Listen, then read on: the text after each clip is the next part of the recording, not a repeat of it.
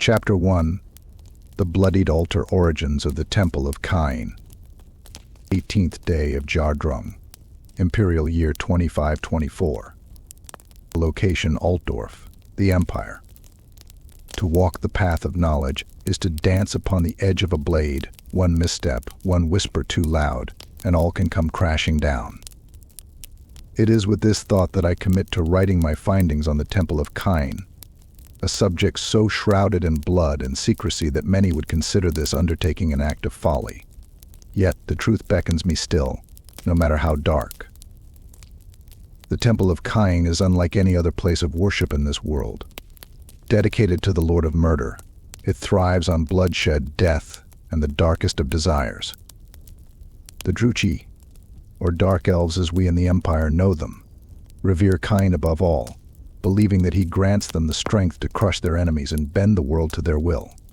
But this worship is not born of devotion in the way we understand the gods of our own land. It is born of fear, of power, and of the unholy belief that through murder, they ascend closer to their brutal deity. The origins of this dark religion are as twisted and fragmented as the histories of the elves themselves. It is said that in the ancient times, long before the Sundering, Khaine was but one of the gods worshipped by all elves. He was seen then as the god of war, a necessary force in times of strife, but tempered by the nobler aspects of life. It was the Sundering, that cataclysmic split that tore the elves into their respective factions, that would forever change his place among the Druchii. When Malekith, the self-styled Witch King, was cast out of Ulthuan, fleeing to the frozen wastelands of Naggaroth, the worship of Khaine took on a far darker form. No longer was he the god of war and balance with others. No, in the eyes of the exiled Druchii, he became the god of murder, a being who demanded blood in exchange for strength.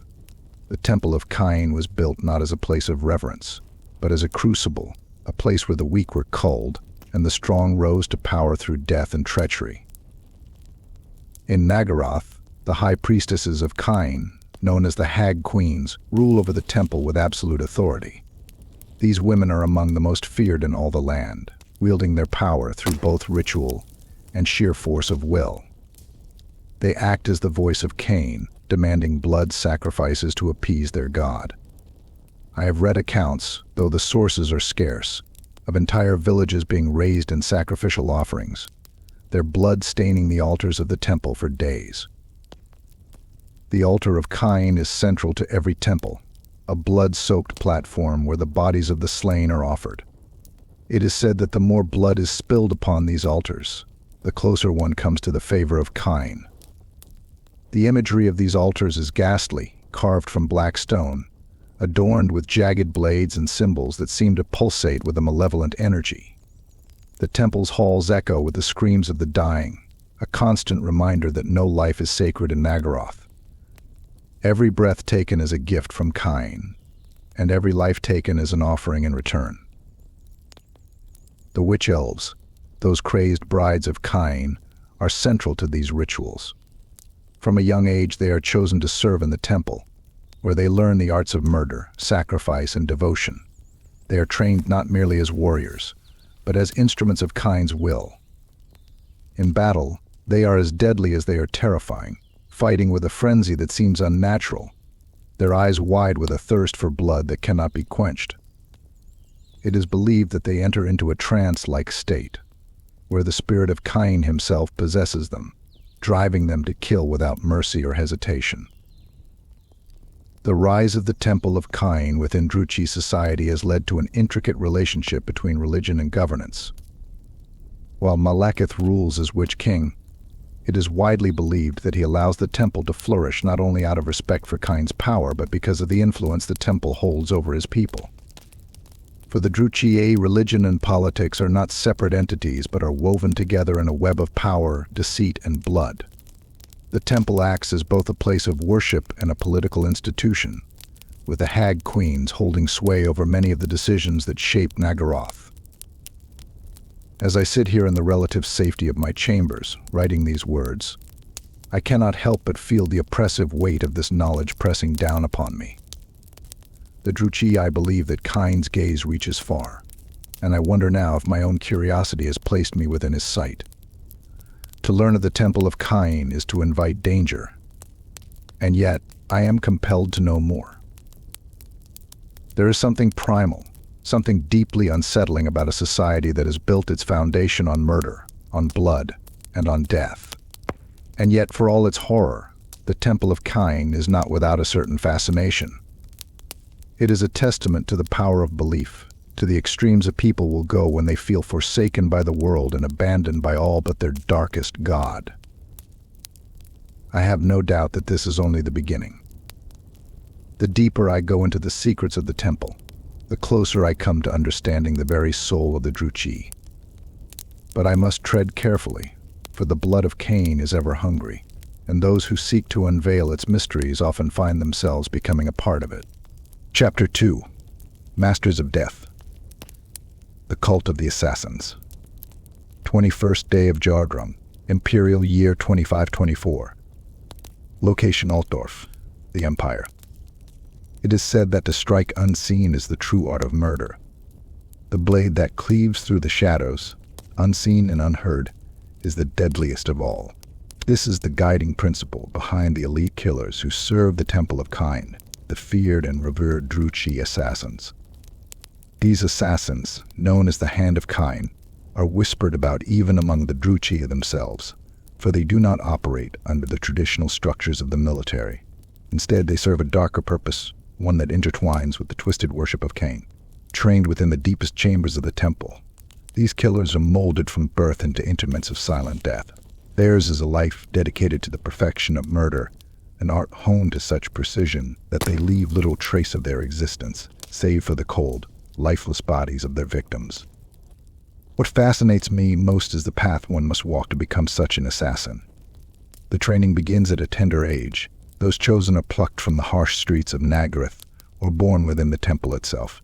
So they are thrown into a world of cruelty, secrecy, and constant danger.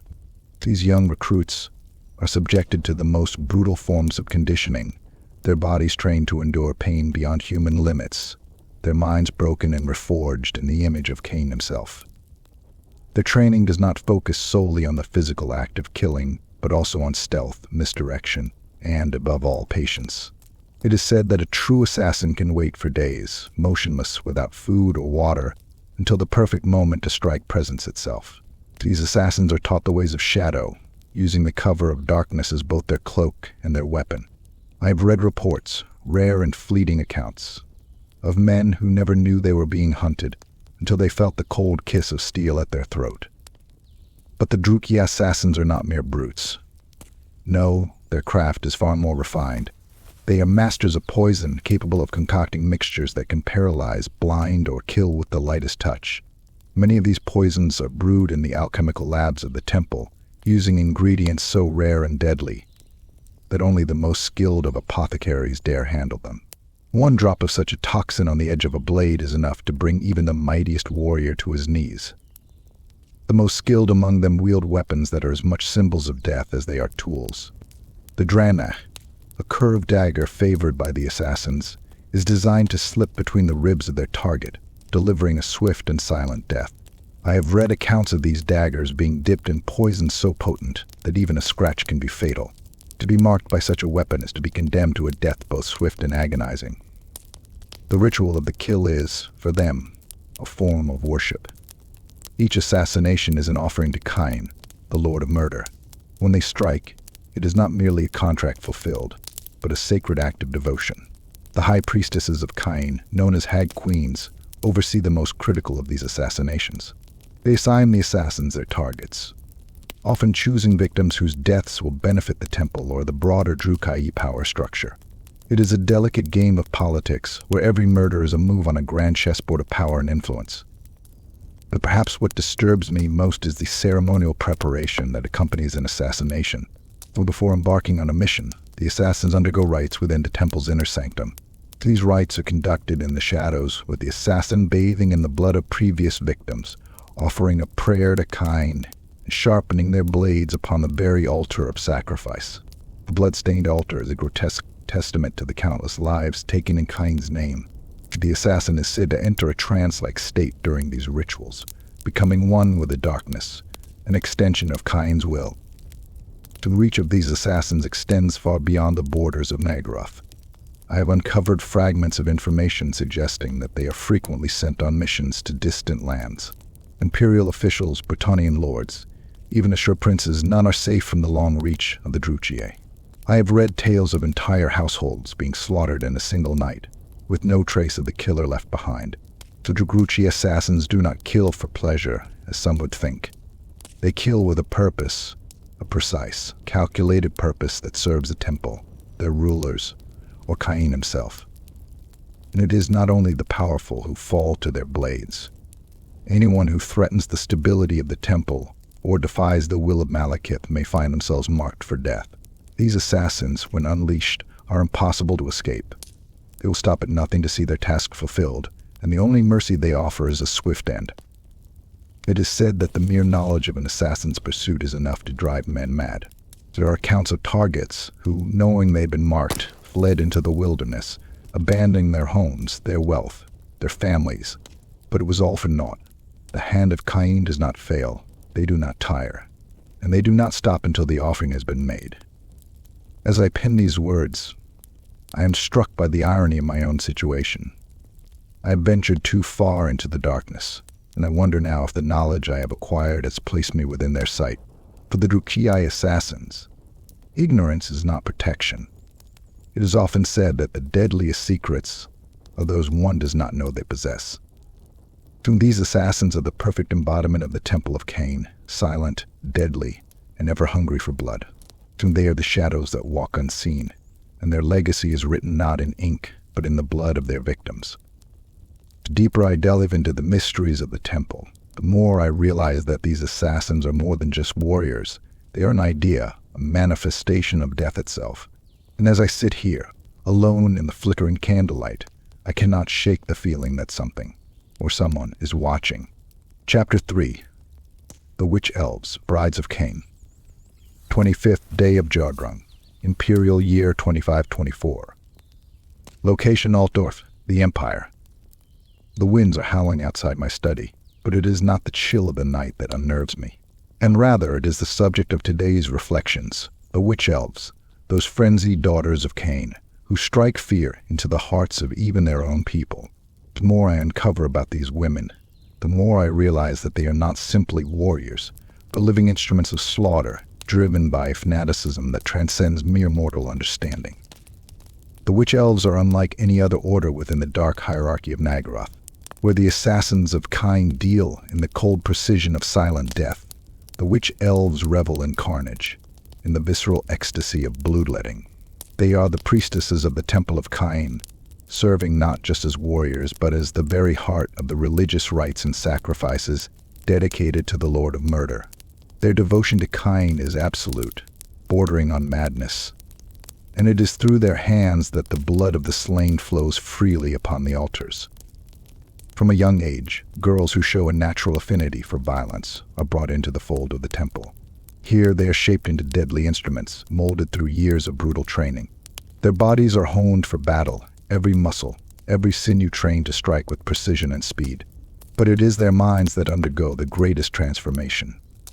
They are indoctrinated into the worship of Khaine, taught to see the spilling of blood not as an act of cruelty, but as an offering, a necessary tribute to their god. In battle, this indoctrination manifests as a kind of berserk rage, a bloodlust so intense that it can only be sated by the slaughter of their enemies. It is said that when a witch elf enters combat, she is possessed by the spirit of Khaine himself. Her eyes glaze over, her face contorts with a mixture of ecstasy and madness, and her movements become a deadly dance. Clad in little more than leather and steel, their armor is designed not for protection, but for mobility and intimidation. Their weapons of choice are cruel, serrated blades, often daggers or twin swords, perfect for slicing through flesh and sinew. Though in their hands, these weapons become extensions of their fanaticism, tools through which they enact Khaine's will. One of the most chilling aspects of the Witch Elves is their role in sacrificial rites. Within the Temple of Khaine, blood sacrifice is the highest form of devotion, and it is the Witch Elves who carry out these grisly rituals. Captives, be they slaves, prisoners of war, or traitors, are dragged before the blood-stained altar. The Witch Elves perform these sacrifices with a fervor that borders on religious ecstasy, chanting praises to Khaine as they plunge their blades into the hearts of the condemned. I have read accounts written by survivors of Druchii raids who speak of the cold efficiency with which the Witch Elves conduct these rites, never hesitating, never flinching, only reveling in the crimson flow of blood as it spills across the stone altar. The Hag Queens, the highest-ranking priestesses of Khaine, oversee these rites and lead the Witch Elves into battle. These ancient women are the living embodiments of Khaine's wrath, their very presence inspiring fear in those around them. The Hag Queens are not only masters of combat, but also powerful practitioners of dark magic, able to call upon Khaine's blessing to turn the tide of battle or ensure that the blood of their enemies flows freely. It is said that a single word from a Hag Queen can send an entire host of Witch Elves into a blood frenzy, turning them into unstoppable killing machines. This frenzied state, known as the Fury of Khaine, is one of the most feared weapons in the Druchii arsenal. When the Witch Elves enter this trance-like state, they lose all sense of fear, pain, and exhaustion. Their only desire is to kill, and they do so with a brutality that even the hardiest of soldiers find unnerving. I have read descriptions from Imperial captains who have faced the Witch Elves in battle, and their words are filled with a mixture of terror and awe. One captain wrote of how his men were routed, not by superior numbers or tactics, but by the sheer ferocity of the Witch Elves, who tore through their lines like wolves among sheep, leaving only blood and ruin in their wake.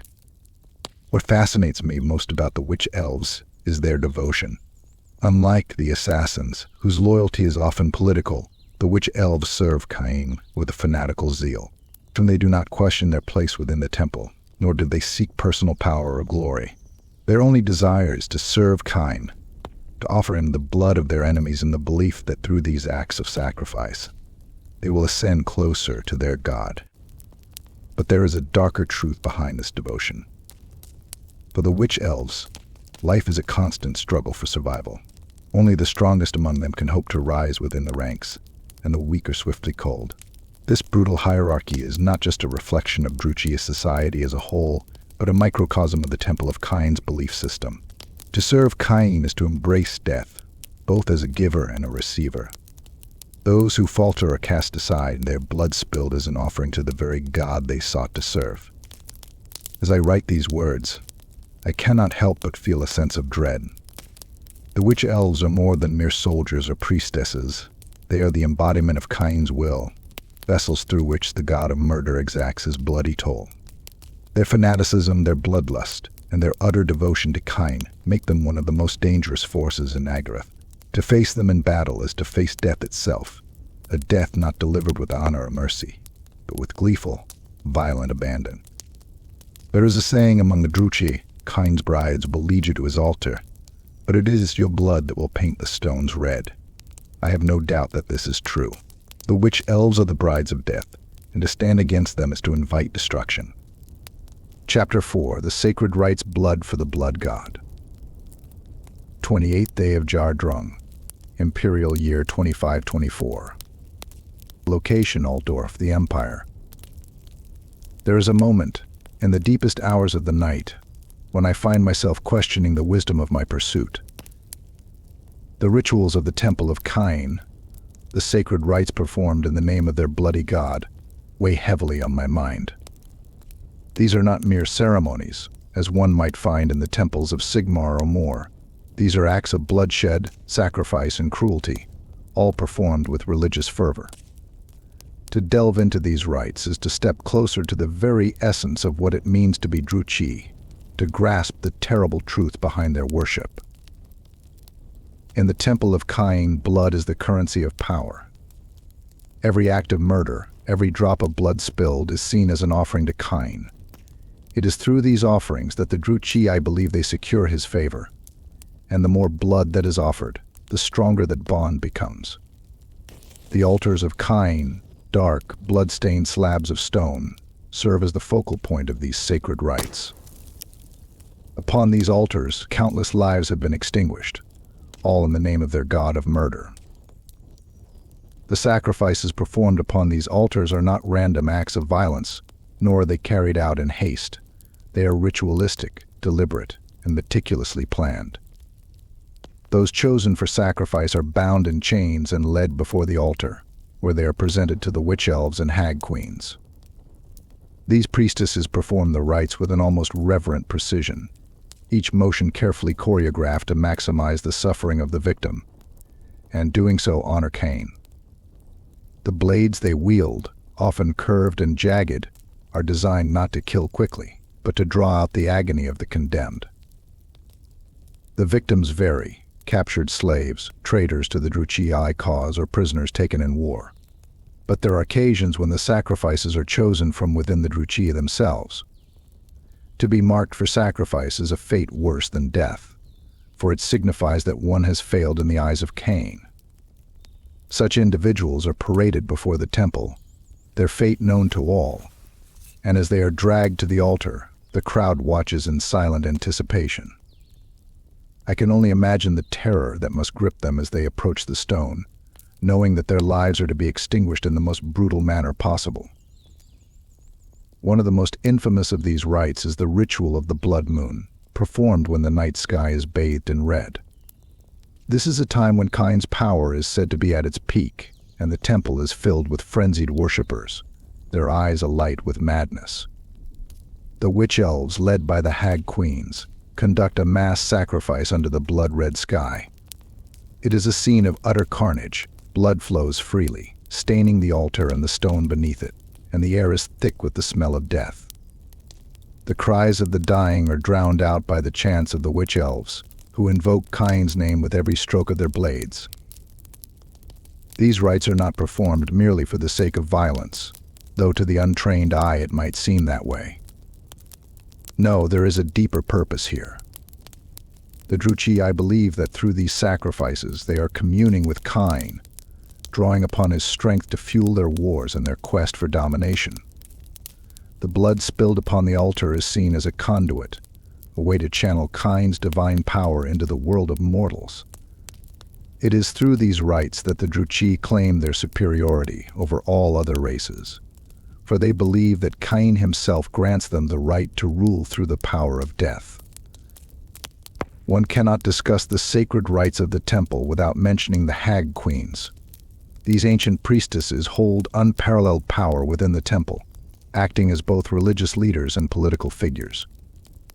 They are the ones who interpret Khaine's will, who decide when and how the sacrifices are to be made.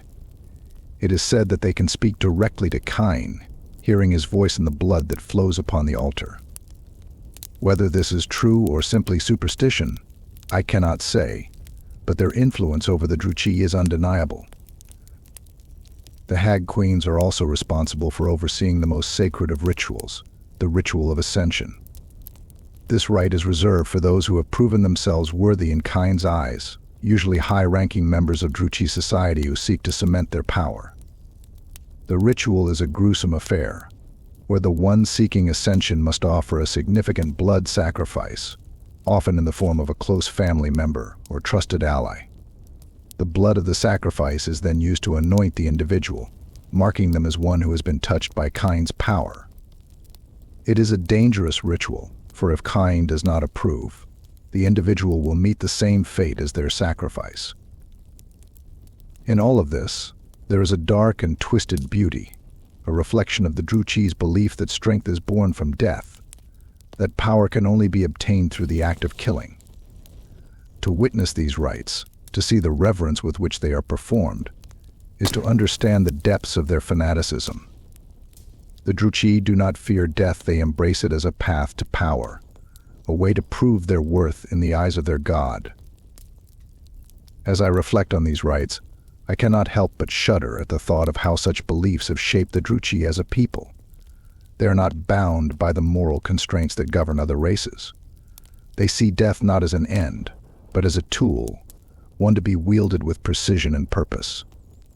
To them, murder is not a crime, but a sacrament, a way to commune with their God and secure their place in his favor. I have no doubt that these rites will continue, as they have for centuries, and that the blood of countless more will stain the altars of the Temple of Khaine. The Druchii are relentless in their pursuit of power, and as long as they believe that Khaine's favor can be won through sacrifice, the slaughter will never end. There is an old Druchii saying that haunts me as I write: blood begets power, and power begets blood. In the Temple of Khaine, this cycle is eternal, and I fear that no force in this world can break it.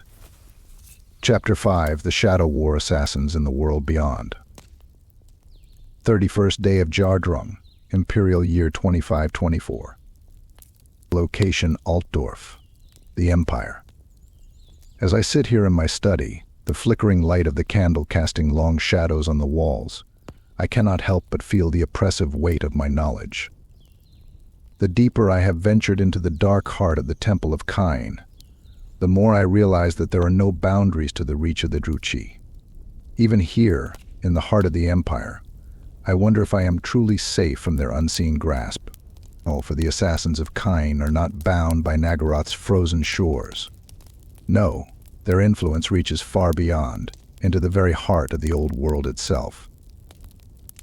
The Hand of Khaine, as they are known, are the silent agents of death that serve not only the temple but also the political and military ambitions of Naggaroth. Their ability to strike with precision, to move unseen through the world's most guarded halls, makes them the perfect instruments of Malekith's will. But while they serve the Witch King, their true allegiance remains with the Temple of Khaine. Every life they take is an offering to their god, and every assassination is a ritual in its own right. It is said that the assassins are dispatched across the world, infiltrating courts, military camps, and even the homes of the most powerful rulers. Their missions are varied, yet all share a common thread: death, delivered in silence. They kill not out of malice, nor for wealth or glory, but to further the inscrutable designs of the temple. Often their targets are political figures, key military commanders, or individuals whose very existence poses a threat to the stability of Naggaroth or the ambitions of the Witch King. But at times their missions are far more personal. A slight against a high-ranking member of the temple, a whispered insult against Khaine. Such offenses can see even the most well-guarded individuals marked for death. The assassination techniques employed by these killers are nothing short of terrifying. They are trained to strike in a myriad of ways, each tailored to the situation at hand. Some prefer the subtlety of poison, slipping a single drop of venom into a goblet of wine or a dish of food, watching from the shadows as their victim succumbs to the slow, agonizing death that follows. Others use more direct methods, daggers dipped in the most virulent of poisons, swords sharpened to an impossible edge, or even garrotes crafted from the finest Druchii silk, capable of slicing through a man's neck in a single motion. The dark magic that the Temple of Khaine wields also plays a role in their assassinations. Some accounts suggest that the assassins can cast spells of concealment, shrouding themselves in darkness or even becoming invisible to the naked eye. Others claim that they can control the winds of death, summoning a chill that stills the heart of their target without ever laying a hand upon them. These reports, though unconfirmed, send a shiver down my spine. It is not enough that they are masters of physical murder. They must also command the very forces of magic in their quest to serve Khaine. The political impact of these assassins cannot be overstated.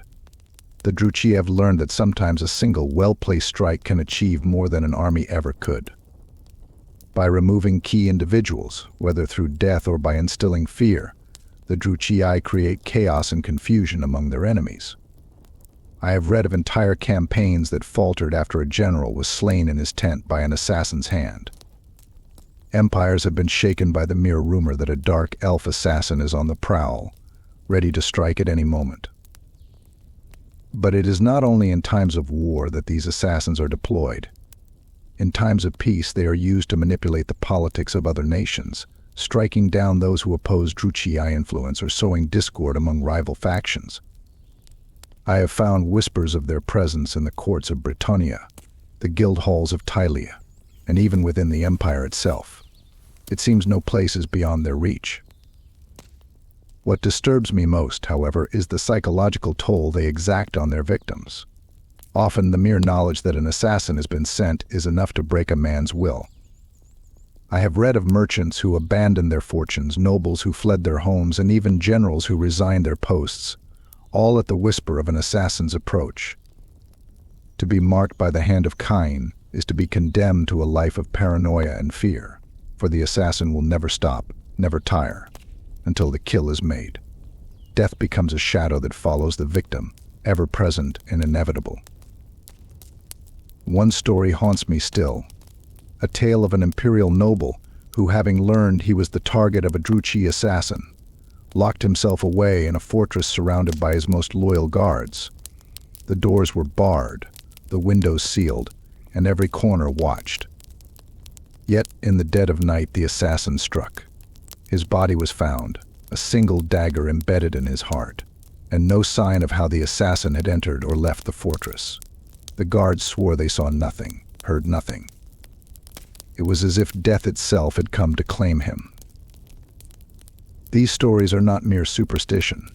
They are warnings, reminders of the true power wielded by the Temple of Khaine. The assassins, as with all aspects of Druchii society, are tools of control. They remind the world that the Druchii are not to be trifled with, that even the most secure fortress cannot protect against their reach. And though they operate in the shadows, their presence is felt far and wide. It is in this understanding that I find my own unease growing. Have I, in my pursuit of knowledge, drawn too close to their gaze?